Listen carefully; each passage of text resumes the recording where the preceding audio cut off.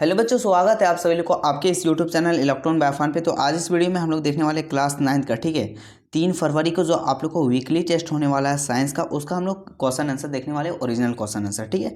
तो जो भी आप लोग चैनल को सब्सक्राइब नहीं किया तो चैनल को सब्सक्राइब करके घंटी को आप लोग प्रेस कर लीजिए, क्योंकि हमारे चैनल में आप लोग को झारखंड बोर्ड का, ठीक है, झारखंड बोर्ड का हर एक अपडेट, साथ ही में आप लोग को हर एक तैयारी भी अच्छे से करवाया जाता है, ठीक है। तो आप लोग चैनल को सब्सक्राइब कर लिया, और आप लोग का एग्जाम करीब आ गया तो आप लोग मेहनत करना भी स्टार्ट कर दीजिए, ठीक है। 2 मार्च आप लोग को 1 मार्च से एग्जाम है, ठीक है। तो देखिए पहला क्वेश्चन क्या है, निम्नलिखित में कौन सा रबी फसल नहीं है, ठीक है, पूछा कि रबी फसल नहीं है। देखिए ऑप्शन में क्या, मक्का, गेहूं, चना, मटर। देखिए ये क्या है, गेहूं, चना, मटर, ये तीनों क्या है, रबी फसल है, और मक्का क्या है, खरीफ फसल। तो ऑप्शन ए क्या हो जाएगा सही उत्तर, ठीक है। उसके बाद हम लोग देखते हैं बच्चों क्वेश्चन नंबर 2। देखिए क्वेश्चन नंबर 2 में लिखा हुआ है, वैश्विक उष्मीयकरण के लिए कौन सा गैस उत्तरदायी है। तो कौन सा गैस उत्तरदायी है, CO, NO2, CO2, O2। तो इसका जो आप लोग को सही उत्तर हो जाएगा क्या हो जाएगा, NO2, ठीक है। उसके बाद क्या हो जाएगा, CO2, ठीक है। नाइट्रोजन क्या है, nitrogen sorry, CO2 carbon dioxide क्या है, अति CO2, ठीक। उसके बाद बच्चों हम लोग देखते हैं क्वेश्चन नंबर 3। देखिए क्वेश्चन नंबर 3 में लिखा हुआ है, कौन सा कार्बन यौगिक ओजोन छिद्र के लिए उत्तरदायी है। तो कौन सा कार्बन के लिए ओजोन उत्तरदायी है, तो क्या है, CCl4, CH4 मीथेन है, CFC क्लोरोफ्लोरोकार्बन, C2H6। इसका जो आप लोग को सही उत्तर हो जाएगा क्या, क्लोरोफ्लोरोकार्बन का इसका फॉर्मूला होता है क्या, CFCS, ठीक है, ऑप्शन ग।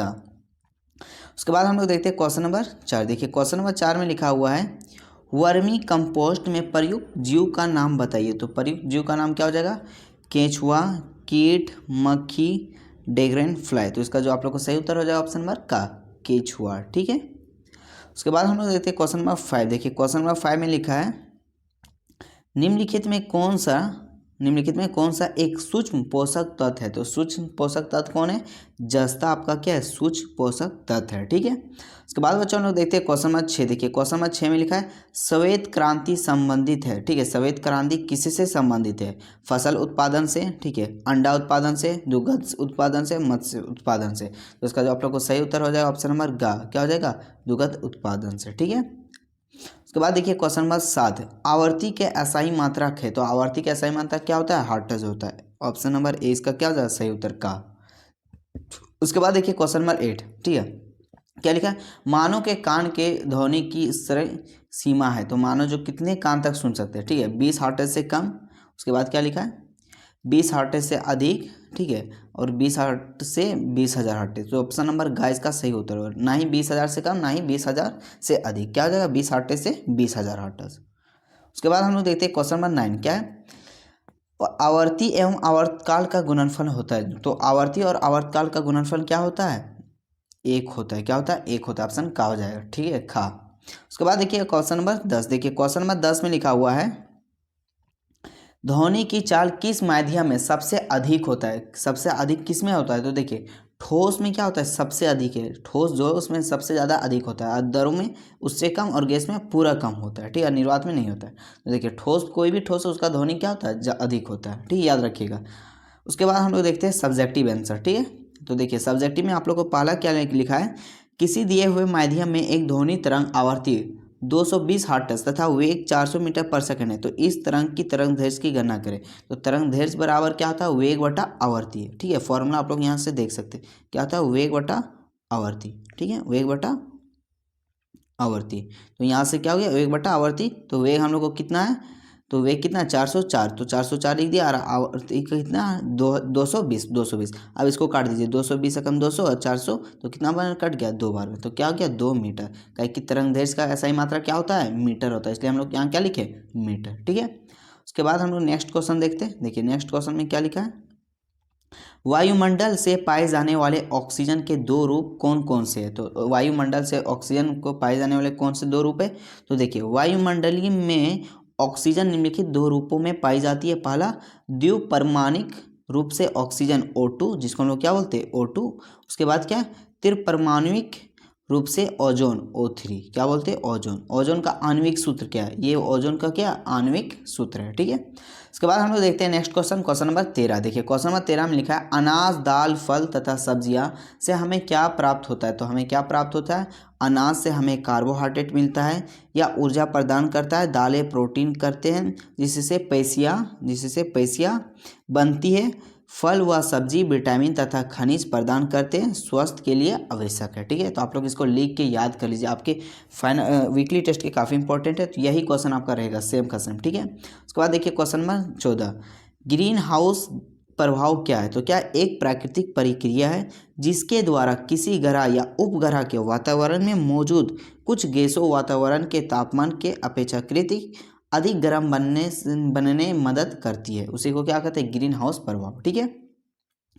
उसके बाद देखिए क्वेश्चन नंबर 15। देखिए क्वेश्चन नंबर 15 में लिखा मृदा अपरदन क्या है, अपरदन को रोकने के लिए कौन कौन से तरीके हैं। तो देखिए क्या है, मृदा अपरदन जल और वायु के प्रकोप से कई बार भूमि की ऊपरी सतह जल की सतह बह जाती है या वायु द्वारा एक स्थान से दूसरे स्थान पर चली जाती है। भूमि का इस प्रकार एक स्थान से दूसरे स्थान पर बह जाना मृदा अपरदन कहलाता है, ठीक है। तो भूमि का एक स्थान से दूसरा जगह बह जाना की हम लोग क्या कहते हैं, मृदा अपरदन कहते हैं, ठीक है।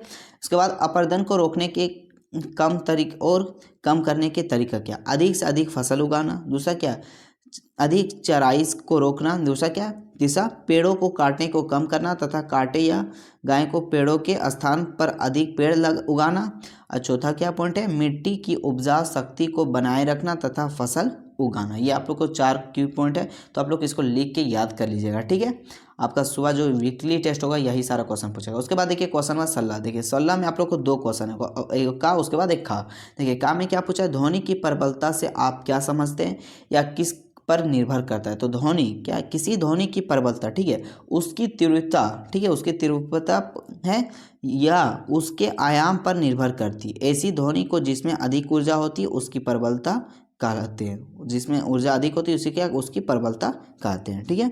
उसके बाद हम लोग देखते हैं या किस किस पर निर्भर करती है, या निम्नलिखित कारकों पर निर्भर करती है। पहला आयाम पर करती है, दूसरा तीव्रता पर करती है, हम लोग वहीं डिफिनेशन में देख चुके हैं। उसके बाद ऊर्जा भी पर करती है, उसके बाद तरंग के वेग पर भी निर्भर करती है, ठीक है। तो याद रखिएगा आप लोग ऑब्जेक्टिव के लिए भी इंपॉर्टेंट क्वेश्चन है कि ध्वनि की प्रबलता किस किस पर निर्भर करती है। तो किस किस पर, आयाम पर, तीव्रता और ऊर्जा और तरंग वेग के पर, ठीक है। उसके बाद देखिए क्वेश्चन नंबर खा इसका, ध्वनि की प्रबलता और तीव्रता में अंतर बताइए, ठीक है। तो देखिए हम लोग को अंतर पूछने हैं, ठीक है। तो देखिए यहाँ हम लोग एक साइड तीव्रता और एक साइड प्रबलता, क्या है पहला, 1 सेकेंड में एकांक क्षेत्रफल से गुजरने वाली ध्वनि ऊर्जा को ध्वनि की तीव्रता कहते हैं। दूसरा में क्या लिखा, कानों की संवेदनशील की माप को ध्वनि की प्रबलता कहते हैं, ठीक है। अगर आप लोग को ब्लर नजर आ रहा है तो आप लोग जो हम बोल रहे हैं वो आप लोग सुन के लिख लीजिए, ठीक है। ऑप्शन पॉइंट में, दूसरा पॉइंट में क्या लिखा है, ध्वनि की तीव्रता मापी जा सकती है, और इसका क्या लिखा है, प्रबलता में ध्वनि की प्रबलता को मापा नहीं जा सकता, ठीक है। उसके 3 और छोटा छोटा पॉइंट लिख दिया, ठीक है। ध्वनि की तीव्रता संबंध उसकी ऊर्जा से है। इसके बाद क्या है, ध्वनि की प्रबलता तरंग ऊर्जा की तुलना में हमारे कानों के संवेदनशीलता पर अधिक निर्भर करती है, ठीक है। तो यहाँ तक देख लिया, एक इम्पॉर्टेंट नोटिस है आप लोग के लिए, ठीक है। तो आप लोग ध्यान से सुनिएगा, ठीक है। जो भी अभी तक व्हाट्सएप ग्रुप में ज्वाइन नहीं हुए, ठीक है, आप लोग व्हाट्सएप ग्रुप में सभी लोग ज्वाइन हो जाइए, ठीक है। वहाँ पे आप लोग ये PDF भेज देंगे, अदरवाइज जितना आप लोग को इंपॉर्टेंट क्वेश्चन वहाँ पे आप लोग को PDF भी प्रोवाइड कर देंगे। तो आप लोग व्हाट्सएप ग्रुप सभी लोग ज्वाइन हो जाइए। या नहीं ज्वाइन होने में दिक्कत हो रहा है तो आप लोग इस नंबर पर मैसेज करके ज्वाइन हो सकते हैं, 93 34, ठीक है, 93 34, रुकिए 1 मिनट, 36, ठीक है, 93, इसको मिटाइए, 93 34 11 49 36, इस नंबर पे आप लोग व्हाट्सअप मैसेज करके व्हाट्सअप ग्रुप में ज्वाइन हो जाइएगा, ठीक है। और हमारे यूट्यूब चैनल में आप लोग को झारखंड बोर्ड का हर एक अपडेट पहले नोटिस दिया जाता है, तो इसलिए आप लोग चैनल को सब्सक्राइब करके अपने दोस्तों को भी शेयर करवा के चैनल को सब्सक्राइब करवाइएगा, ठीक है। मिलते हैं नेक्स्ट वीडियो में। जय हिंद, जय झारखंड, जोहार झारखंड।